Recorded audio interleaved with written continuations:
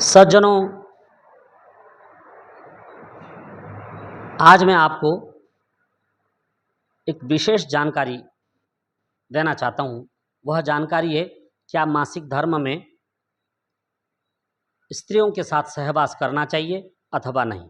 इस विषय में हमारे धर्मशास्त्र क्या कहते हैं, इसी विषय को लेकर मैं आपके सामने आज उपस्थित हूँ। आशा करता हूँ कि आप मेरी बात को ध्यानपूर्वक सुनेंगे और इससे लाभ प्राप्त करेंगे। हमने इस विषय में बहुत खोज की और विशेष करके मनुस्मृति का अध्ययन किया, और मनुस्मृति के अध्ययन से ज्ञात होता है, महर्षि मनु कहते हैं, ऋतु कालाभिगामी स्यात् स्वदार निरत सदा पर्ववर्जम ब्रजे चैनाम तद्व्रतो रति काम्यया। अर्थात ये तो संसार का नियम है, ये ईश्वरीय विधान है, मनु का संविधान है, और स्त्री और पुरुष का स्वाभाविक धर्म है कि जो विवाहित स्त्री और पुरुष हैं वो परस्पर सहवास करें और उससे संतति का निर्माण करें। परंतु कुछ नियम हैं, इन नियमों का पालन करने से मनुष्य मनुष्य बनता है, अन्यथा मनुष्य और पशु में कोई अंतर नहीं। जो इन नियमों का पालन नहीं करता है वह मनुष्य नहीं अपितु पशु है, पशु के समान है। जब ऋतुकाल का अर्थ होता है रजो दर्शन से लेकर के, जब स्त्री रजस्वला हो उस दिन से लेकर के 16 रात्रियों को गिना गया है। और इसके बीच में जो पर्व आए अकस्मात, जैसे अमावस्या है, पौर्णमासी है, त्रयोदशी है, अष्टमी है, एकादशी है इत्यादि, और दीपावली है इत्यादि, जो पर्व आए उन पर्वों में सहवास नहीं करना है। और साथ में हमारे धर्मशास्त्र कहते हैं तासामाद्याश्चतस्रस्तु निन्दितैकादशी चया त्रयोदशी च शेषास्तु रात्रयः षोडश स्मृताः। इन मासिक धर्म के 7 दिनों में जब तक रज प्रवाहित होता रहता है, इन 7 दिनों में 4 रात्रियां अत्यंत निंदित हैं, और इन रात्रियों में स्त्रियों से कुछ भी काम नहीं लेना चाहिए।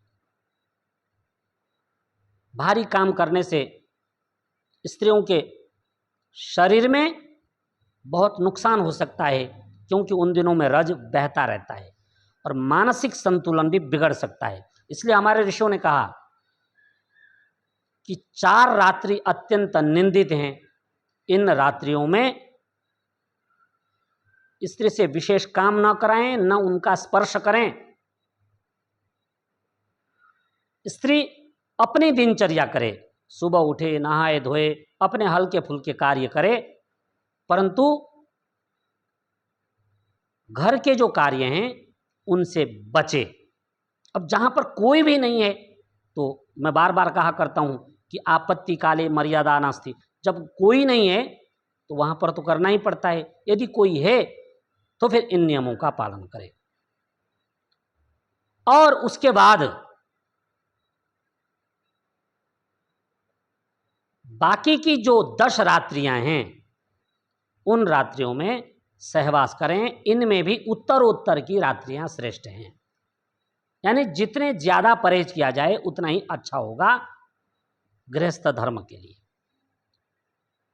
और महर्षि मनु ने तो स्पष्ट कह दिया है, नोपगच्छेत प्रमत्तोपि स्त्रियमार्तव दर्शने समान शयने चैव न शयित तया स।